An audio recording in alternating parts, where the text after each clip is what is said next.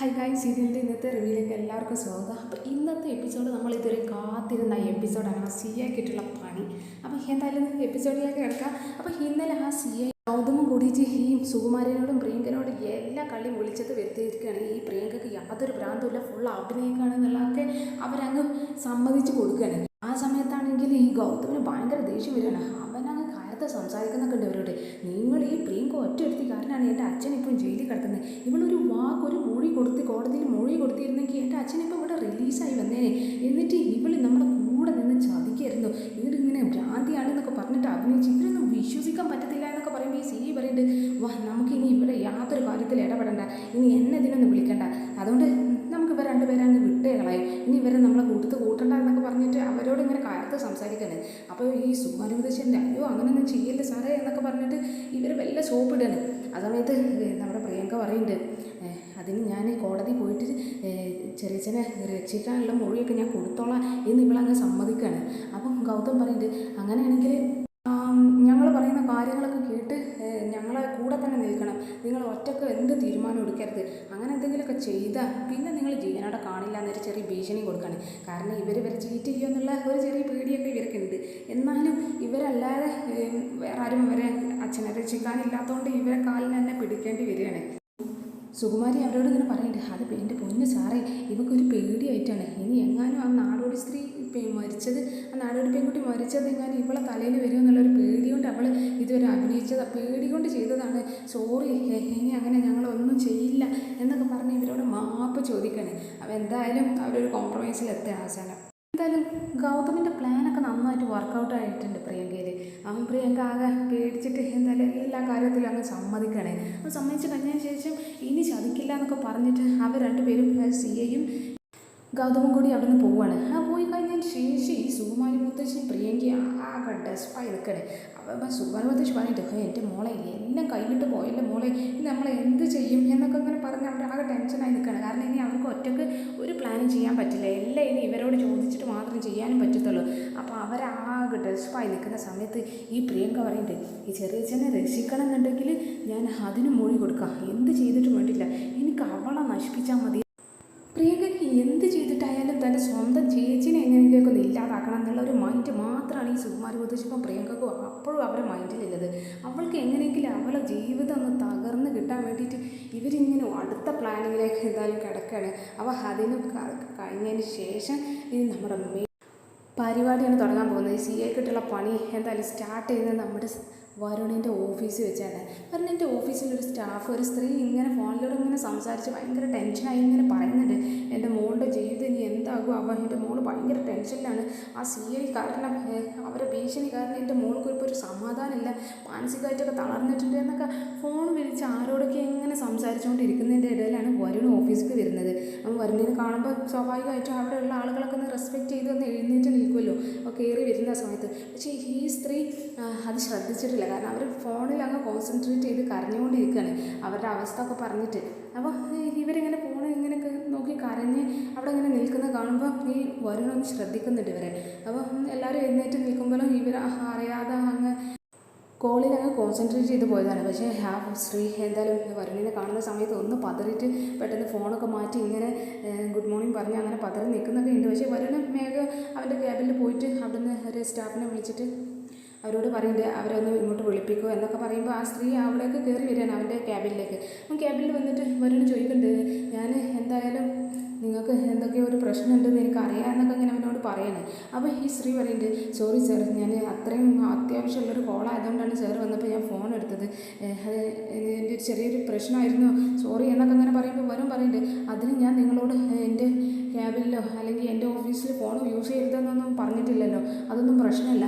അപ്പോൾ ഞാൻ എന്തായാലും നിങ്ങളോട് നിങ്ങളുടെ ഫാമിലി ഇഷ്യൂസൊന്നും ചോദിക്കുന്നില്ല, ഇതെന്തോ ഒരു ഫാമിലി ഇഷ്യൂസാണെന്ന് അറിയാം, പക്ഷേ ഞാനത് ചോദിക്കുന്നില്ല, എന്നാലും എന്താണ് പ്രശ്നം, നമുക്ക് പരിഹരിക്കാൻ കഴിയുന്നതാണെങ്കിൽ ഒക്കെ പരിഹരിക്കാമല്ലോ എന്നൊക്കെ പറയുമ്പോൾ ഈ സ്ത്രീ പറയുന്നത്, അത് സാർ ചെറിയൊരു പ്രശ്നമുണ്ട്, എൻ്റെ മോൾക്ക് വേണ്ടിയിട്ടുള്ള പ്രശ്നമാണ് എന്നൊക്കെ പറയുമ്പോൾ അവൻ ചോദിക്കുന്നുണ്ട്, എന്താ മോൾക്ക് എന്താ പ്രശ്നം, മോൾക്ക് എന്താ പറ്റിയെന്നൊക്കെ ചോദിക്കുമ്പോൾ ഈ സ്ത്രീ പറയുന്നുണ്ട്, അത് എൻ്റെ മോള് കോളേജിൽ പോയി വരുന്ന സമയത്ത് ബസ് സ്റ്റോപ്പ് വെച്ച് ഒരിടത്തും കയറി പിടിച്ച്. അപ്പം അതും ഈ ആളുകളുടെ ഇടയിൽ നിന്നാണ് അവന് കയറി പിടിച്ചത്. അതെൻ്റെ മകൾക്ക് ഭയങ്കര ടെൻഷൻ ഉണ്ടാക്കി. അപ്പോൾ ഞങ്ങൾ രണ്ടുപേരും നേരെ പോലീസ് സ്റ്റേഷനിൽ പോയി കംപ്ലയിൻറ്റ് കൊടുത്തു ആ സി ഐക്ക്. സി ഐ ഞങ്ങളോട് കേസ് അന്വേഷിക്കുക, നിങ്ങളിപ്പോൾ പോയിക്കോളൂ എന്നൊക്കെ പറഞ്ഞ് ഞങ്ങളെ പറഞ്ഞു വിട്ട്. പക്ഷേ പറഞ്ഞു വിട്ട് കഴിഞ്ഞതിന് ശേഷം 2 ദിവസം കഴിഞ്ഞിട്ട് അവർ വീണ്ടും ഞങ്ങളെ വിളിപ്പിച്ചു ഈ സ്റ്റേഷനിൽ വിളിപ്പിച്ച് കഴിഞ്ഞിട്ട് അവർ ഞങ്ങളോട് വളരെ മോശമായിട്ടാണ് ഞങ്ങളോട് സംസാരിച്ച്. അവർ ഞങ്ങളെ ഭീഷണിപ്പെടുത്തി ഈ കേസ് പിൻവലിക്കണം എന്നൊക്കെ പറയുമ്പോൾ അതെന്തിനാണ് എന്നൊക്കെ ഇങ്ങനെ വരും ചോദിക്കുന്നുണ്ട്. അപ്പോൾ ഈ സ്ത്രീ പറയുന്നുണ്ട്, അത് കയറി പിടിച്ചവന് വലിയ കൊമ്പത്തെ ആളാണ്, വലിയ പണക്കാരൻ്റെ മകനാണ്, ഈ കെ മേനോൻ എന്നൊക്കെ പറയുന്ന ഒരാളുടെ മകനാണ്, നിങ്ങൾക്ക് അറിയാം അവനെ എന്നൊക്കെ ഇങ്ങനെ ചോദിക്കുമ്പോൾ പറയുന്നുണ്ട്, കെ മേനോനെ അറിയാം, അവരെ മകനാണോ എന്നൊക്കെ പറയുമ്പോൾ അതെ സർ, അവരുടെ അടുത്തുനിന്ന് കൈക്കൂലിയൊക്കെ വാങ്ങിയിട്ട് അവർ ഞങ്ങളെ ഫോഴ്സ് ചെയ്തുകൊണ്ടിരിക്കുകയാണ് ഈ കേസ് പിൻവലിക്കാൻ. അത് കഴിഞ്ഞ് എൻ്റെ മോളോട് ഇയാൾ മോശമായിട്ട് ഒരുപാട് കാര്യങ്ങളൊക്കെ സംസാരിച്ച്. അതുകൊണ്ട് എൻ്റെ മോള് ഭയങ്കര ടെൻഷനിലാണ്. ഇപ്പോൾ രാത്രി ഉറക്കത്തിലൊക്കെ ഇങ്ങനെ ഓരോന്ന് വിളിച്ച് പറയുകയൊക്കെ ചെയ്യണം. എനിക്ക് എന്താ ചെയ്യേണ്ടതെന്ന് പോലും അറിയില്ല. എനിക്ക് ആകെ ഒരു മകളേ ഉള്ളൂ. എൻ്റെ അച്ഛനാണെങ്കിൽ, എൻ്റെ ഭർത്താവ്, അവളുടെ അച്ഛനാണെങ്കിൽ ചെറുപ്പത്തിൽ തന്നെ മരിച്ചു പോയതാണ്. പിന്നെ അവൾക്ക് ഞാൻ മാത്രമേ ഉള്ളൂ. ഞങ്ങൾക്ക് എന്താ ചെയ്യേണ്ടത് ഒന്നും അറിയില്ല. ഞങ്ങൾക്ക് വലിയ സ്വാധീനങ്ങളൊന്നും ഇല്ലാത്തതുകൊണ്ട് ഒന്നും ചെയ്യാൻ പറ്റില്ല എന്നൊക്കെയാണ് ഇവരിങ്ങനെ പറയുന്നത്. അപ്പോൾ വരുണിനാണെങ്കിൽ ഇതൊരു കിട്ടിയൊരു വള്ളിയാണ്. കാരണം ഈ സി ഐ മോഹനായിട്ടൊന്നും കൊടുക്കാൻ പറ്റിയൊരു പ്രശ്നമാണ് ഇവൻ്റെ മുന്നിൽ വന്ന് നിൽക്കുന്നത്. അപ്പോൾ ഇവനിങ്ങനെ ചിന്തിക്കണേ, എന്തായാലും ഇവൻ ഈ സ്ത്രീനെ സഹായിക്കാൻ ഇറങ്ങണം. ഞാൻ അവരോട് പറയുന്നുണ്ട്, നിങ്ങളുടെ ഭർത്താവ് മരിച്ച കാര്യം, ഫാമിലി ഇഷ്യൂസൊന്നും എനിക്കറിയില്ലായിരുന്നു, അതുകൊണ്ട് എന്തായാലും നിങ്ങൾ വല്ലാതെ പേടിക്കൊന്നും വേണ്ട, ഞാൻ നിങ്ങളുടെ കൂടെ തന്നെ ഉണ്ട്, ഈ പ്രശ്നം നമുക്ക് പരിഹരിക്കാം. ഇവിടെ സാധാരണക്കാർക്കൊക്കെ ഒന്ന് ജീവിക്കണ്ടേ, ഇയാളിങ്ങനെ കൈക്കൂലി മേടിക്കുന്ന ആളൊക്കെ ആണെന്ന് വിചാരിച്ച് നമുക്ക് അങ്ങനെ മുന്നോട്ട് പോകുക. എന്തായാലും നമുക്ക് ഈ കാര്യത്തിൽ ഒരു തീരുമാനം എടുക്കാം, ഒരു ടെൻഷനും വേണ്ട എന്നൊക്കെ പറയുമ്പോൾ ഈ ചേച്ചി പറയുന്നുണ്ട്, സർ താങ്ക് യു സർ, ഞാൻ ഈ ക്യാബിനിലേക്ക് വരുന്ന സമയത്തൊക്കെ സാർ എന്നെ ചൂടാവും എന്നൊക്കെ വിചാരിച്ചിട്ടാണ് വന്നത്. കാരണം ഞാൻ സാറ് വരുന്ന സമയത്ത് അവിടെ ഫോൺ യൂസ് ചെയ്യുന്നതുകൊണ്ട് സാറ് ഭയങ്കര പ്രഷറിലാവുന്നൊക്കെയാണ് ഞാൻ വിചാരിച്ചത്. പക്ഷേ സാർ എന്നെ ഭയങ്കര സപ്പോർട്ട് ചെയ്തിരിക്കുകയാണ്, താങ്ക് യു സാർ എന്നൊക്കെ പറഞ്ഞിട്ട് അവനോട് ഭയങ്കരമായിട്ട് നന്ദിയൊക്കെ പ്രകടിപ്പിച്ച് അവന് ആ സ്ത്രീ അവിടുന്ന് ക്യാബിൽ നിന്ന് പോവാണ്. അവൻ പോകുന്നതിന് മുന്നേ വരും പറയുന്നുണ്ട്, എന്തായാലും നിങ്ങളെ മോളെ ഞങ്ങൾക്കൊന്ന് മീറ്റ് ചെയ്യണം, എൻ്റെ ഭാര്യ ഉണ്ടാവും കൂടെ, ഞങ്ങൾക്ക് 2 പേർക്കും നിങ്ങളുടെ മോളെ ഒന്ന് കാണണം, നിങ്ങൾ വൈകുന്നേരം മോളെ കൂട്ടിയിട്ടൊന്ന് വരൂ, നമുക്കൊന്ന് കുറച്ച് സംസാരിക്കാം എന്നൊക്കെ ഇങ്ങനെ പറയുമ്പോൾ ഈ സ്ത്രീ ഓക്കെ ഞാൻ എൻ്റെ മോളെയും കൂട്ടിയിട്ട് വരാം, അവളാകെ ടെൻഷനിലാണ് എന്നൊക്കെ പറഞ്ഞിട്ട് അവരങ്ങ് അവിടുന്ന് ക്യാബിൽ നിന്ന് പോവാണ്. പോയി കഴിഞ്ഞതിന് ശേഷം വരുന്നിങ്ങനെ ഓരോന്ന് ചിന്തിക്കുന്നൊക്കെ ഉണ്ട്. അപ്പോൾ അവർക്ക് എന്തായാലും കിട്ടിയൊരു ചാൻസാണ് ഈ സി ഐ കിട്ടുന്ന പണി കൊടുക്കാൻ. അപ്പോൾ ഇവന് നേരെ രാധികയൊക്കെ വിളിക്കാനൊക്കെ പോകണം. പക്ഷെ കണിമംഗലത്ത് എല്ലാവരും ഭക്ഷണം കഴിക്കണം. അവിടെ അച്ഛനും അമ്മയും മുത്തശ്ശിയും രാധികയാണെങ്കിൽ എല്ലാവർക്കും വിളമ്പി കൊടുക്കുന്നുണ്ട്, ഉർവശിയുണ്ട്, കൽപ്പന, എല്ലാവരും ഭക്ഷണം ടേബിളിൽ ഇരുന്ന് അങ്ങനെ കഴിക്കുകയാണ്. അപ്പോൾ ഇവളിങ്ങനെ എല്ലാവരും ഇരുന്ന സമയത്തും എല്ലാവർക്കും ഭക്ഷണം ഇങ്ങനെ വിളമ്പി കൊടുക്കുന്നത് കാണുമ്പോൾ പരമേശ്വരൻ പറയുന്നത്, എൻ്റെ മോളെ എല്ലാവരും ഭക്ഷണം കഴിക്കുന്ന സമയത്ത് നീ ഇരുന്നോ, എന്തിനങ്ങനെ എന്നിട്ടിരുന്ന് എല്ലാവർക്കും ഭക്ഷണം വിളമ്പി കൊടുക്കാൻ ആദ്യം തന്നെ നിൽക്കുന്നത് എന്നൊക്കെ ഇങ്ങനെ പറയുന്നൊക്കെ ഉണ്ട്. പിന്നെ അതിൻ്റെ ഇടയിൽ പരമേശ്വരൻ പറയുന്നുണ്ട്, നമ്മൾ ഒരുപാട് കാലത്തിന് ശേഷമാണ് എല്ലാവരും കൂടി ഒരുമിച്ചിരുന്ന് ഭക്ഷണം കഴിക്കുന്നത് അല്ലേ എന്നൊക്കെ ഇങ്ങനെ പറയാണ്. അപ്പോൾ അവർ അതിനെക്കുറിച്ച് ഇങ്ങനെ ചർച്ച ചെയ്യണം. ഒരുപാട് കാലത്തിന് ശേഷമാണ് ഒരു സമാധാനമായിട്ട് എല്ലാവരും ഒരുമിച്ചിരുന്ന് ഭക്ഷണം ക്കുന്നത് എന്നൊക്കെ ഇങ്ങനെ പറയുന്നുണ്ട്. അപ്പോൾ അതിൻ്റെ ഇടയിൽ പ്രിയങ്ക ഇങ്ങനെ പറയുന്നുണ്ട്, അത് ശരിയാ അമ്മേ, നമ്മൾ ഇനി എല്ലാ ജീവിതകാലം മുഴുവനും നമുക്കിങ്ങനെ ഒരുമിച്ചിരുന്ന് ഭക്ഷണം കഴിക്കാനുള്ളൊരു വിധിയൊക്കെ ഉണ്ടാവട്ടെ എന്നൊക്കെ പറയുമ്പോൾ നമ്മുടെ മുത്തശ്ശി അവൾക്ക് കിട്ടുന്ന താങ്ങാണ്. അത് ശരിയാണ്, ഇവിടെയുള്ള 3/4 പേരും ഇങ്ങനെ ഒരുമിച്ചിരുന്ന് ഭക്ഷണം കഴിക്കണമെന്ന് ആഗ്രഹിക്കുന്ന ആളാണ്. പക്ഷേ അതിൻ്റെ ഇടയിൽ ചിലവരുണ്ട് അതിൻ്റെ ഇടയിൽ ഇതൊക്കെ നശിപ്പിക്കണമെന്ന് ചിന്തിക്കുന്നത്. അങ്ങനെ ഈ വീട്ടിൽ ആരെങ്കിലും ഒരു തെറ്റ് ചെയ്യുകയാണെങ്കിൽ പത്മിനി, നീ ആരോടും എന്നോടും പരമേശ്വരനോടൊന്നും പെർമിഷൻ ചോദിക്കാൻ നിൽക്കണ്ട, അപ്പം തന്നെ ഒരു റിയാക്ഷൻ എടുത്ത് അവരെ അങ്ങ് പുറത്താക്കണം. ഇനിയൊന്നും സഹിച്ച് നിൽക്കാനൊന്നും പറ്റില്ല. നമ്മളിങ്ങനെ ക്ഷമിക്കും തോറും ഈ തെറ്റ് ചെയ്യുന്നവർക്ക് ഇങ്ങനെ തെറ്റ് ചെയ്യാനുള്ള ഒരു ടെൻഡൻസി കൂടുകയാണ്. അതുകൊണ്ട് അങ്ങനെ ക്ഷമിക്കൊന്നും വേണ്ട, നീ അങ്ങ് പുറത്താക്കിക്കോ എന്നൊക്കെ ഇങ്ങനെ പത്മിനിയോട് പറയുമ്പോൾ പത്മിനി പറയുന്നുണ്ട്, അത് ശരിയാമ്മേ, ഞാനും തീരുമാനിച്ചിട്ടുണ്ട്, നീ എന്തെങ്കിലും ഒരു തെറ്റ് ചെയ്താലും ഇവിടെ ആരെന്ത് തെറ്റ് ചെയ്താലും ആ സമയത്ത് തന്നെ വീട്ടിൽ നിന്ന് പുറത്താക്കുമെന്നൊക്കെ ഇവർ 2 പേരും താങ്ങി ഇങ്ങനെ സംസാരിക്കാനും അത് ഇവർക്ക് നന്നായിട്ട് പിടി കിട്ടുന്നുണ്ട്. അതുകൊണ്ട് അവരുടെ മുഖത്തിൻ്റെ എക്സ്പ്രഷനൊക്കെ ഒന്ന് ചെറുതായിട്ട് മാറുന്നൊക്കെ ഉണ്ട്. അപ്പോൾ അതിൻ്റെ ഇടയിൽ ഫോൺ അങ്ങനെ റിങ് ചെയ്യണേ, അത് രാധികയുടെ. അപ്പോൾ രാധിക ഫോൺ എടുക്കുന്ന സമയത്ത് വരുണാണ്. അവൻ വരുണേ പറയുന്നുണ്ട്, രാധിക എന്താ നീ അവിടെ എടുക്കുന്നതെന്നൊക്കെ പറയുമ്പോൾ അവൾ പറയുന്നുണ്ട്, ഞങ്ങളിവിടെ ഭക്ഷണം കഴിക്കാണ് വരുണ, എന്തെങ്കിലും പ്രശ്നമുണ്ടോ എന്നൊക്കെ പറയുമ്പോൾ അവൻ പറയുന്നത്, ഒരു കാര്യമുണ്ട്, നീ എന്തായാലും വേഗം ഡ്രസ്സ് മാറ്റിയിട്ട് ഓഫീസിലേക്ക് ഒന്ന് വാ എന്നൊക്കെ പറയുന്നത്. അപ്പം അത്ര അർജൻറ്റാണോ എന്നൊക്കെ പറയുമ്പോൾ ചെറിയൊരു പ്രശ്നമാണ് എന്നൊക്കെ പറയുകയാണ്. കാര്യം എന്താണെന്ന് അവൻ അവളോട് അങ്ങ് തുറന്ന് പറഞ്ഞിട്ടില്ല. അവളോട് പെട്ടെന്ന് ഓഫീസിൽ വരാനാണ് പറഞ്ഞത്. അപ്പോൾ അവൾ ഓക്കെ എന്നൊക്കെ പറഞ്ഞ് ഫോൺ കട്ട് ചെയ്തിട്ട് അച്ഛനോടും അമ്മനോടൊക്കെ പറയുന്നുണ്ട്, അമ്മേ വരുണ വിളിച്ചത്, വരുണ എത്രയും പെട്ടെന്ന് ഓഫീസിൽ വരാൻ പറയുന്നുണ്ട്. അപ്പം അമ്മ ചോദിക്കുന്നുണ്ട്, അല്ല എന്തെങ്കിലുമൊക്കെ ഒരു പ്രശ്നമുണ്ടോ എന്നൊക്കെ ചോദിക്കുമ്പോൾ അവൾ പറയുന്നുണ്ട്, എന്താ അറിയില്ല, ഒന്നും പറഞ്ഞിട്ടില്ല, പെട്ടെന്ന് വരാൻ പറഞ്ഞു എന്നൊക്കെ പറയുമ്പോൾ പത്മിനി പറയുന്നുണ്ട്, എന്നാൽ നീ ഭക്ഷണം കഴിച്ചിട്ട് പോക്കോ എന്നൊക്കെ പറയുമ്പോൾ അവൾ പറയും, വേണ്ട അമ്മേ, എനിക്ക് എന്താ അറിയാനിട്ടൊരു ക്യൂരിയോസിറ്റി, അപ്പോൾ ഞാൻ പെട്ടെന്ന് പോയി കാര്യം എന്താണെന്ന് തിരക്കിയിട്ട് ഇവിടെ വന്നിട്ട് ഭക്ഷണം കഴിച്ചോളാം എന്നൊക്കെ ഇങ്ങനെ പറയണേ. അപ്പോൾ നമ്മുടെ ജയഭാരതി മുത്തശ്ശേരിയുണ്ട്, പത്മിനി അവർ പോവുകയാണെങ്കിൽ പോട്ടെ, എന്തെങ്കിലും അത്യാവശ്യ കാര്യത്തിനായിരിക്കും വരുൺ വിളിക്കുന്നത്, ഇനി അവർക്ക് അത്യാവശ്യം നല്ലതുണ്ടെങ്കിൽ അവർ രണ്ടുപേരും പുറത്തുനിന്ന് ഭക്ഷണം കഴിച്ചോളും എന്നൊക്കെ പറയണേ. എന്നിട്ട് നമ്മൾ പോയി കഴിഞ്ഞതിന് ശേഷം ഈ കൽപ്പനയുടെ വകയൊരു താങ്ങാണ് അവൾ പറയുന്നത്, അത് പിന്നെ ഈ വരുണിന് ഇപ്പോഴും കൊച്ചു കുട്ടിയാണെന്നാണ് വിചാരം, അവനെ പണ്ടേ അങ്ങനെ വല്ല കുസൃതികളൊക്കെ ഒപ്പിക്കുന്ന ടൈപ്പല്ലേ, അപ്പോൾ ഇപ്പോഴും എന്തെങ്കിലും കുസൃതി ഒപ്പിക്കാൻ വേണ്ടി വിളിച്ചതായിരിക്കും, അവരെ വിചാരം ഇപ്പോഴും അവർ ചെറുപ്പക്കാരാണ് എന്നൊക്കെ വിചാരിച്ച് പ്രേമിച്ച് നടക്കുകയാണ് എന്നൊക്കെ ഇങ്ങനെ പറയുമ്പോൾ അത് നമ്മുടെ ജയഭാരതി മുത്തശ്ശിക്ക് അത്രയ്ക്ക് അങ്ങ് പിടിച്ചിട്ടില്ല. അപ്പോൾ ജയഭാരതി മുത്തശ്ശി അറിയുന്നുണ്ട്, അത് ശരിയാണ്, പരസ്പരം സ്നേഹിക്കുന്ന ഭാര്യ ഭർത്താക്കന്മാർ അങ്ങനെ റൊമാൻറ്റിക്കായിട്ട് അങ്ങനെ നിൽക്കുകയൊക്കെ ചെയ്യും, കാരണം അവരെ മനസ്സിൽ എപ്പോഴും അവർ ചെറുപ്പമാണ്.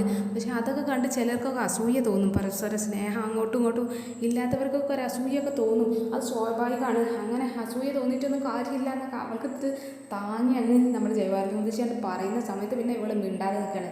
കാരണം അവൾക്ക് ദേഷ്യം വരുന്നൊക്കെ ഉണ്ട് ഇവരുടെ സംസാരം കേട്ടിട്ട്. പക്ഷെ അവളെ ക്ഷമിച്ച് അവൾ തന്നെ മിണ്ടാതെ നിൽക്കുകയാണ്.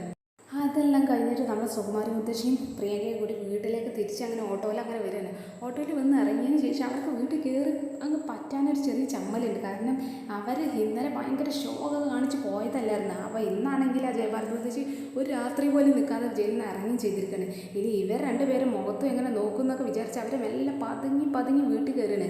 അപ്പോൾ നേരെ വീട്ടിൽ കയറുന്ന സമയത്ത് അവിടെ ദേവന് യശോദനെയൊന്നും കാണുന്നില്ല. അപ്പോൾ അവർ കാണുന്നില്ല എന്നുള്ള തകത്തിൽ വേഗം റൂമിലേക്ക് ഓടാൻ നേരത്ത് നമ്മുടെ യശോദ അങ്ങ് മുന്നിൽ വന്നിട്ട് അവരെ മുന്നിൽ നോക്കി അങ്ങനെ ചിരിക്കുകയാണ്, ഒരു കളിയാക്കി അങ്ങനെ ചിരിക്കുകയാണ്. അപ്പോൾ ഇതൊന്നും അവർക്ക് അത്ര പിടിക്കുന്നൊന്നുമില്ല. അവരിങ്ങനെ ഒരു ദേഷ്യത്തിൽ ഇങ്ങനെ തലയും താഴ്ത്തി നിൽക്കുകയാണ്. കാരണം തല ഉയർത്തി നിൽക്കാനുള്ള ഒരു കാര്യമില്ല, അവരാകെ തോറ്റ് തുന്നം പാടി നിൽക്കുകയാണ്. അപ്പോൾ യശോദ അത് നന്നായിട്ട് മുതലെടുത്ത് അവരെ നന്നായിട്ട് അങ്ങ് കളിയാക്കുകയാണ്. എന്താ അമ്മേ, ഇന്നലെ ഭയങ്കര സൗണ്ടൊക്കെ ആയിരുന്നല്ലോ, ഇന്നെന്താ ആ ശൗര്യമൊന്നും ഇല്ലേ, ഇന്നൊക്കെ തണുത്ത് പോയല്ലോ, എന്തൊക്കെയായിരുന്നു നിങ്ങളുടെ ഷോ ഇവിടെ, നിങ്ങൾ ജയഭാരതി മുത്തശ്ശിനെ ജയിലിൽ അടക്കും, എന്തൊക്കെ അവരെ പുറത്തിറങ്ങാൻ യാതൊരു വിധത്തിലും സമ്മതിക്കില്ല എന്നൊക്കെ പറഞ്ഞിട്ട് അവരൊക്കെ പുറത്തിറങ്ങിയില്ല എന്നൊക്കെ പറഞ്ഞിട്ട് ഇവർ നന്നായിട്ട് ഇവരങ്ങനെ കെട്ടങ്ങനെ ട്രോളാണ്. അപ്പോൾ ആ സമയത്ത് തന്നെ ദേവനും അങ്ങോട്ട് വരികയാണ്. അപ്പോൾ ദേവൻ്റെ മുഖത്തും ചിരിയാണ്, കാരണം ഇവർ തോറ്റു പോയല്ലോ എന്നുള്ളൊരു സന്തോഷം ദേവൻ്റെ മുഖത്തും ഉണ്ട്.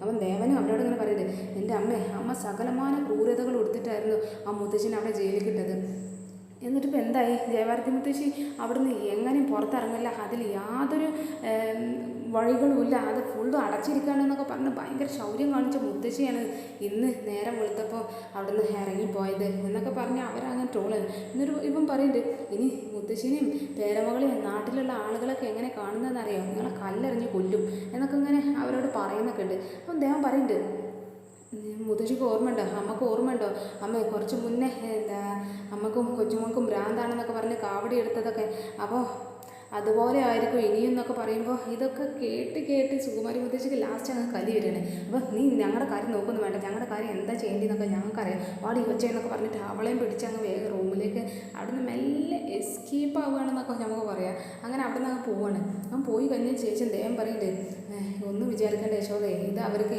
തോറ്റുപോയാലുള്ള നാണക്കേട് കൊണ്ട് ആ നാണം മറക്കാൻ വേണ്ടിയിട്ട് ഓരോന്ന് ചെയ്യുന്നതാണ് അമ്മ.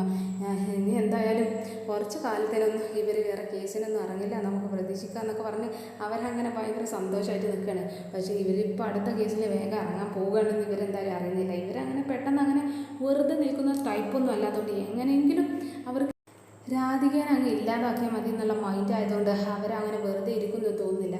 അപ്പം എന്തായാലും പിന്നെ അവിടെയൊക്കെ കഴിഞ്ഞ് നേരെ ആ ചേച്ചിയും മോളും കൂടി ഇങ്ങനെ രാധികനെയും വരുണിനും കൂടി ഇങ്ങനെ വെയിറ്റ് ചെയ്ത് നിൽക്കണം.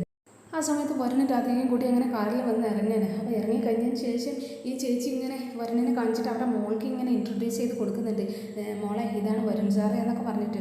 അപ്പം രാധിക നേരെ ആ മകളുടെ കൈയൊക്കെ പിടിച്ചിട്ട് ഇങ്ങനെ അവളോട് പറയുന്നുണ്ട്, മോൾക്ക് പേടിയുണ്ടോ, പേടിക്കണ്ട, ഞങ്ങളുണ്ട് നിൻ്റെ കൂടെ, യാതൊരു ടെൻഷനും വേണ്ട എന്നൊക്കെ പറഞ്ഞിട്ട് ആ പെൺകുട്ടീനെ ഇങ്ങനെ നന്നായിട്ട് സമാധാനിപ്പിക്കുന്നുണ്ട്. അപ്പം വരുൺ പറയുന്നുണ്ട്, നിൻ്റെ അമ്മ കാര്യങ്ങളൊക്കെ പറഞ്ഞ് മോളങ്ങനെ പേടിക്കൊന്നും വേണ്ട, ഞങ്ങൾ നിങ്ങളെ സഹായിക്കാൻ വേണ്ടി വന്നതാണ്, അതുകൊണ്ട് യാതൊരു ടെൻഷനും ഒന്നും വേണ്ട എന്നൊക്കെ അങ്ങനെ പറയണേ. അപ്പോൾ അവർ ആ മോളോട് ചോദിക്കുകയാണ്, നിനക്ക് ഇനിയും ആ സി ഐക്ക് നിൻ്റെ ഈ കംപ്ലൈൻറ്റ് പോയി പറയാനുള്ള ധൈര്യം ഉണ്ടോ എന്നൊക്കെ അങ്ങനെ ചോദിക്കുമ്പോൾ ഇവൾ പറയുന്നുണ്ട്, ആ ധൈര്യമുണ്ട്, കാരണം അപമാനിക്കപ്പെട്ടത് ഞാനാണ് എല്ലാവരും മുന്നിൽ നാണം കെട്ടത്. ആ സംഭവത്തിന് ശേഷം വീണ്ടും അവൻ്റെ കൂട്ടാളികളൊക്കെ വന്നിട്ട് എന്നെ വീണ്ടും നാണം കെടുത്തി, എന്നെ കളിയാക്കി.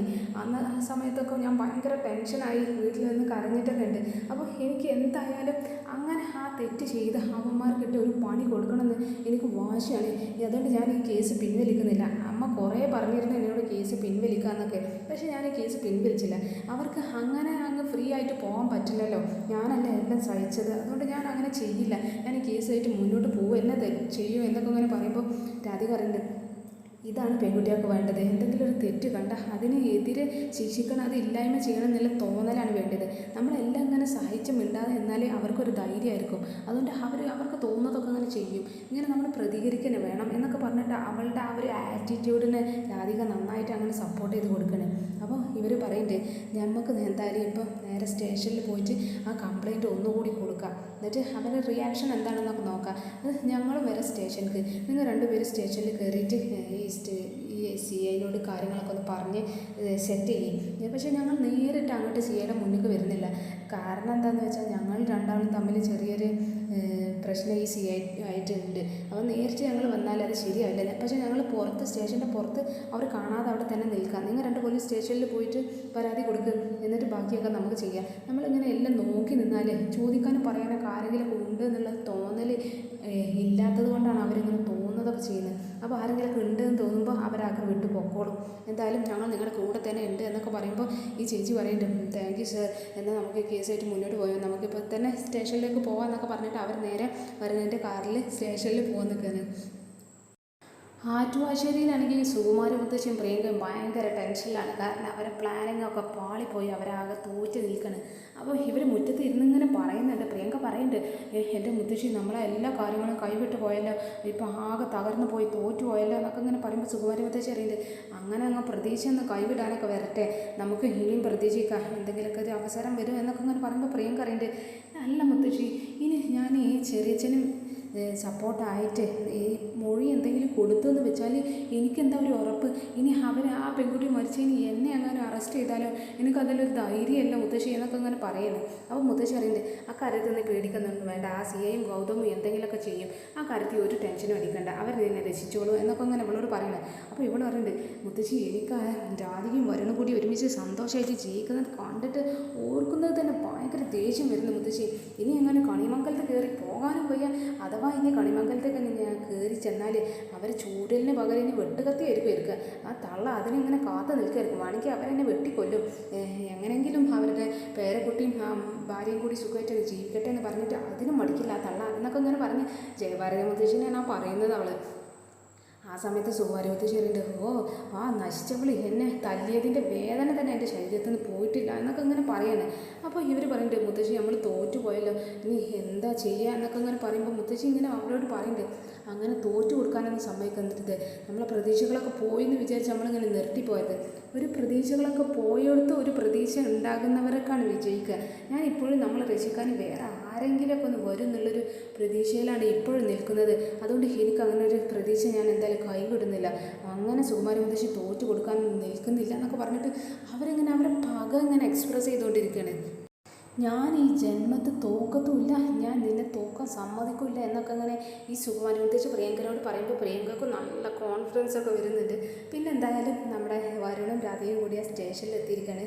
സ്റ്റേഷനിൽ എത്തിയിട്ട് അമ്മനെയും മോളെയും കൂടി ആ സ്റ്റേഷനിലേക്ക് പറഞ്ഞേക്കാണ്. അപ്പോൾ അവർ പോയിട്ട് വരാമെന്നൊക്കെ പറഞ്ഞിട്ട് അവരോട് യാത്രയൊക്കെ പറഞ്ഞിട്ട് നേരെ സ്റ്റേഷനിൽ കയറുകയാണ്. സ്റ്റേഷനിൽ കയറിയിട്ട് ഒരു കോൺസ്റ്റബിളിനോട് ചോദിക്കുന്നുണ്ട്, സി ഐ സാർ എവിടെയാണ് എന്നൊക്കെ പറയുമ്പോൾ ഒരു റൂം കാണിച്ചെടുത്തിട്ട് അതിനകത്തുണ്ട് എന്നൊക്കെ പറയുമ്പോൾ അയാൾ അടുത്ത് പോകാൻ നേരത്തെ അയാൾ നേരെ ഇവരുടെ അടുത്ത് വരികയാണ്. അപ്പോൾ ഇവരെ കണ്ട ശേഷം ഈ സി ഐക്ക് ഇങ്ങനെ ദേഷ്യം വരുന്നുണ്ട്. അപ്പോൾ സി ഐ ചോദിക്കുന്നുണ്ട്, അല്ല നിങ്ങളെന്താ ഇവിടെ എന്നൊക്കെ ചോദിക്കുമ്പോൾ ഇവർ പറയുന്നുണ്ട്, സർ ഞങ്ങൾ ആ കേസിൻ്റെ കാര്യം എന്തായെന്ന് അറിയാൻ വേണ്ടിയിട്ട് വിളിച്ചതാണ് എന്നൊക്കെ പറയുമ്പോൾ ഈ സി ഐ അവരോട് ഇങ്ങനെ ഷൗട്ട് ചെയ്യാണ്, ഈ കേസും ഇല്ല ഒരു കൂട്ടില്ല, നിങ്ങളോട് ഞാൻ പറഞ്ഞല്ലേ ഈ കേസിൻ്റെ കാര്യം ചോദിച്ചു ഇനി ഇങ്ങോട്ട് വരരുത് എന്നൊക്കെ, എന്നിട്ട് വീണ്ടും എന്തിനാണ് ഇവിടെ കയറി വന്നത് എന്നൊക്കെ പറഞ്ഞ് അവരെ ഇങ്ങനെ ഷൗട്ട് ചെയ്യുന്ന സമയത്ത് ഈ മോള് പറയുന്നുണ്ട്, സർ കേസ് അക്സെപ്റ്റ് ചെയ്യുന്നുള്ളതിൻ്റെ ആ റെസിപ്റ്റ് തന്നാൽ മതി, ആ റെസിപ്റ്റ് തന്നാൽ ഞങ്ങൾ ഇവിടുന്ന് പൊക്കോളാം എന്നൊക്കെ അങ്ങനെ പറയണേ. അപ്പോൾ ഇയാൾക്ക് അങ്ങ് ദേഷ്യം വരികയാണ്. അപ്പോൾ ഇയാൾ പറയുന്നുണ്ട്, അല്ല നിനക്കൊക്കെ ആരാ നിയമം നിയമം പഠിപ്പിച്ചത്. അവൾക്ക് നല്ല നിയമമൊക്കെ വശമുണ്ടല്ലോ. എന്തായാലും ഞാൻ നിങ്ങൾക്ക് റെസിപ്റ്റ് തരാൻ യാതൊരു ഉദ്ദേശമില്ല. നിങ്ങളെ വേഗം ഇവിടെ സ്ഥലം പിടിയെന്നൊക്കെ പറയുമ്പോൾ ഈ അമ്മ പറയുന്നുണ്ട്, അങ്ങനെ ഞങ്ങൾ റെസിപ്റ്റ് കിട്ടാതെ ഇവിടുന്ന് പോകാൻ തീരുമാനിച്ചിട്ടില്ല സാറേ എന്നൊക്കെ പറയുമ്പോൾ ഇയാൾക്ക് അങ്ങ് കലി വരികയാണ്. ഇയാൾ നേരെ നിങ്ങൾ ഇവിടുന്ന് റെസിപ്റ്റ് കിട്ടാതെ പോവില്ലേ എന്നൊക്കെ പറഞ്ഞിട്ട് ഇറങ്ങിപ്പോ ഇവിടുന്ന് എന്നൊക്കെ പറഞ്ഞിട്ട് ആ ചേച്ചീനെ പിടിച്ചങ്ങ് തള്ളാണ്. ഈ തള്ളുന്നതും എല്ലാ കാര്യങ്ങളും അവിടെ നിന്ന് ഒരാൾ വീഡിയോ എടുക്കുന്നുണ്ട്. കൈ മാത്രം കാണുന്നുള്ളൂ. അപ്പോൾ ആരാണ് ചെയ്തത് എന്നുള്ളതൊന്നും കാണിക്കുന്നില്ല. അപ്പോൾ ഇതെല്ലാം എന്തായാലും വ്യൂവിൽ പെടുന്നുണ്ട്. അപ്പോൾ ഈ ചേച്ചിനെ പിടിച്ച് തള്ളുന്നു. അതൊരു സ്ത്രീയുടെ മേലെയാണ് കൈവച്ച്. എന്തായാലും ഇയാൾക്കൊരു സസ്പെൻഷൻ പോയിട്ട് ഡിസ്മിസ് എന്തായാലും ഉറപ്പാണ്. അപ്പോൾ ഇയാളിങ്ങനെ ഭയങ്കര കയർത്ത് സംസാരിക്കുക. ആ സമയത്ത് അവിടെയുള്ള കോൺസ്റ്റബിൾമാരും എല്ലാവരും ഇങ്ങനെ കൂടുന്നുണ്ട് ഇവിടെ ഇങ്ങനെ ശബ്ദമൊക്കെ കേട്ടിട്ട്. അപ്പോൾ ഈ മകൾ പറയുന്നുണ്ട്, എൻ്റെ അമ്മനെ വിടുക എന്നൊക്കെ പറയുമ്പോൾ ഇയാൾ അമ്മനെ വിട്ടിട്ട് ഈ മകളെ മുഖത്ത് അങ്ങ് കയറി പിടിക്കണേ. എന്നിട്ട് പറയുന്നുണ്ട്, എടി നിങ്ങളോട് രണ്ടാളോട് ഒരുപാട് വട്ടം ഞാൻ പറഞ്ഞു മുഖത്ത് കയറി പിടിക്കാൻ. കുറേ ആൺപിള്ളേർക്ക് ഇങ്ങനെ പിടിക്കാൻ കൊടുത്തിട്ട് ഇവൾക്കിപ്പോൾ നല്ല തൻ്റെ ഇടം വന്നിരിക്കുകയാണ്. എവിടെ നടി എന്നൊക്കെ പറഞ്ഞിട്ട് ഇവളങ്ങനെ ഷൗട്ട് ചെയ്യണം. ഇവരങ്ങ് കയറി അങ്ങ് ഇൻസൾട്ട് ചെയ്യണം. ഇൻസൾട്ട് ചെയ്തതിന് ശേഷം ഇയാൾ പറയുന്നുണ്ട്, ഞാൻ ഒരു കാര്യം പറയാം എന്നൊക്കെ പറഞ്ഞിട്ട് ഇയാൾ പറയുന്നുണ്ട്, ഇനി എങ്ങാനും ഈ കാര്യം പറഞ്ഞിട്ട് ഒരു കംപ്ലൈൻറ്റുമായിട്ട് ഇങ്ങോട്ട് വന്നാൽ എൻ്റെ സ്വഭാവം മാറും. ഇനി ഈ കേസും പറഞ്ഞ് ഇങ്ങോട്ട് കയറി വരരുത്. അഥവാ ഇനി നിങ്ങൾ എങ്ങാനും ഇനിയും ഇങ്ങോട്ട് ആരെങ്കിലും കോൾ ചെയ്യിപ്പിക്കേ അല്ലെങ്കിൽ ഈ കാര്യത്തിൽ കംപ്ലൈൻറ്റ് ചെയ്യേ എന്തെങ്കിലും ഒന്ന് ചെയ്താൽ നിങ്ങളെടുക്കുന്ന എന്തെങ്കിലും റിയാക്ഷൻ ഉണ്ടെങ്കിൽ പിന്നെ ഞാൻ തെളിവെടുപ്പിനും കേസ് ചോദ്യം ചെയ്യാനൊക്കെ വരുന്നത് നിങ്ങളുടെ വീട്ടിൽ വെച്ചിട്ടായിരിക്കും എന്നൊക്കെ പറഞ്ഞിട്ട് ഒരു വൃത്തികെട്ട മീനിങ്ങിൽ ഇങ്ങനെ ഇയാൾ സംസാരിക്കുകയാണ്. അപ്പോൾ ഇനി കാര്യങ്ങളൊക്കെ നിങ്ങളുടെ വീട്ടിൽ വെച്ച് പിന്നെ നിങ്ങൾക്ക് നാണക്കേടായിരുന്നു വീട്ടിൽ നിന്ന് പുറത്തിറങ്ങാൻ തന്നെ എന്നൊക്കെ പറഞ്ഞിട്ട് ഇവരവിടെ നിന്ന് അങ്ങ് ഇൻസൾട്ട് ചെയ്ത് വിടുകയാണ്. അപ്പോൾ ഈ അമ്മക്കും മോൾക്കൊക്കെ ഭയങ്കര ദേഷ്യമൊക്കെ വരുന്നുണ്ട്. നിങ്ങൾ എന്തൊക്കെയാണ് വൃത്തികേടായി പറയുന്നതെന്നൊക്കെ പറഞ്ഞിട്ട് ഇവരങ്ങനെ ഷൗട്ട് ചെയ്യുന്നുണ്ട്. എന്നിട്ട് ഇയാൾ അങ്ങ് പറയാണ്, എനിക്ക് ഇനി എങ്ങാനും ഇതുപോലെയുള്ള കംപ്ലൈൻറ്റ് ആയിട്ട് ഈ സ്റ്റേഷനിൽ എങ്ങനെ കയറി വന്നാൽ അതിൻ്റെ സ്വഭാവം മാറും. എന്തായാലും ഇവിടെ നിന്ന് ഇറങ്ങിപ്പോക്കോ എന്നൊക്കെ പറഞ്ഞിട്ട് അവരങ്ങ് ഇൻസൾട്ട് ചെയ്ത് വിടുകയാണ്. അപ്പോൾ ഇവർ വാ മോളെ പോവാം എന്നൊക്കെ പറഞ്ഞിട്ട് അങ്ങ് തിരിച്ചു പോകണേ. എന്നിട്ട് ബാക്കിയുള്ള കോൺസ്റ്റബിൾമാരൊക്കെ ഇങ്ങനെ നോക്കി നിൽക്കുന്ന കണ്ടിട്ട് ഈ പോലീസ് അവരോട് കയർത്ത് സംസാരിക്കണേ. എന്താ ഡ്യൂട്ടി ഇല്ലേ, ഇറങ്ങി എല്ലാവരും പോയി എന്നൊക്കെ പറഞ്ഞിട്ട് അവരൊക്കെ പിരിച്ചു വിടുകയാണ്. അപ്പോൾ അവരൊക്കെ വേഗം അവിടെ നിന്ന് അങ്ങ് പോവുകയാണ്. ആ സമയത്തൊക്കെ ആ വീഡിയോ അവിടെ എടുക്കുന്നുണ്ട്. അപ്പോൾ വീഡിയോ എന്തായാലും വരുൺ സെറ്റ് ചെയ്തതായിരിക്കും എന്ന് ഉറപ്പിക്കാം. അങ്ങനെ എന്തായാലും ഇയാളിങ്ങനെ നിൽക്കുന്ന ഭാഗത്താണ് എപ്പിസോഡ് കഴിയുന്നത്. എനിക്ക് തോന്നുന്നത് അതൊരു സ്ത്രീയാണ് വീഡിയോ എടുത്തതെന്നാണ്. കയ്യിൽ വളയൊക്കെ കണ്ടിട്ട് അതാണ് തോന്നുന്നത്. അപ്പം നാളത്തെ എപ്പിസോഡിൽ എന്തായാലും ആരാണ് വീഡിയോ എടുത്തതെന്നൊക്കെ നോക്കാം. അത് വേണമെങ്കിൽ വരുൺ എന്തായാലും ആവാൻ ചാൻസ് ഇല്ല. വരുണ് ഏൽപ്പിച്ച ആരെങ്കിലും രാധികയാവാൻ ചാൻസ് ഇല്ല എന്നാണ് തോന്നുന്നത്. അവിടെയുള്ള സ്റ്റാഫ് ആരെങ്കിലും ആവാനാണ് ചാൻസ്. ഒരു സ്റ്റാഫിനെ കൊണ്ട് ചെയ്യിപ്പിച്ചതായിരിക്കും എന്നാണ് നമുക്ക് തോന്നുന്നത്. അപ്പോൾ എന്തായാലും നാളത്തെ എപ്പിസോഡിൽ എന്തൊക്കെ സംഭവിക്കാമെന്ന് നോക്കാം. എന്തായാലും നാളെ തന്നെ ഇയാൾക്കൊരു സസ്പെൻഷനോ ഡിസ്മിസോ എന്തെങ്കിലുമൊക്കെ ഉണ്ടാകും നമുക്ക് പ്രതീക്ഷിക്കാം. അപ്പോൾ ഇന്നത്തെ എപ്പിസോഡ് ഇവിടെ കഴിഞ്ഞിരിക്കുകയാണ് ഗൈസ്. നാളെ കാണാം. Okay, bye all.